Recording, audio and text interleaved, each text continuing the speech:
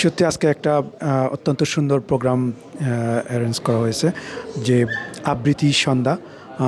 ফারজানা করিম উনি একজন অত্যন্ত সুপরিচিত বাংলাদেশে কবিতা আবৃত্তির জন্য। তো আমাদের মাঝে এই ম্যানচেস্টারে সাধারণত এই ধরনের অনুষ্ঠান খুবই কম হয়, বাট আজকে আমি যেটা দেখতে পাচ্ছি অনেক মানুষ এখানে উপভোগ করছে এই সন্ধ্যাটা, এবং অসংখ্য মানুষ আরও আসতেছে, যেটা খুবই ভালো। এই ধরনের উদ্যোগ আমি স্পেশাল খুবই আন্তরিকভাবে ধন্যবাদ জানাচ্ছি নিক্সন ভাইকে, এবং আরও ভবিষ্যতে যদি এই ম্যানচেস্টারে এই ধরনের উদ্যোগ যারা নিয়ে আসবে তাদেরকে আমি ইউকে ম্যানেজমেন্ট কলেজের পক্ষ থেকে সার্বিক সহযোগিতা করব। এবং আমি ব্যক্তিগতভাবে চাই যে বাঙালিদের মধ্যে এই ধরনের সাংস্কৃতিক কর্মকাণ্ড আরও হোক এবং সবাই এগিয়ে আসুক।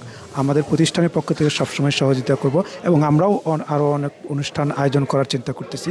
সো যে কোনো ধরনের বাঙালি শিল্প সংস্কৃতি কৃষ্টি এগিয়ে নিতে যে যত রকমের সহযোগিতা প্রয়োজন আমি করতে ইচ্ছুক, এবং আমি খুবই আন্তরিকভাবে করার চেষ্টা করব।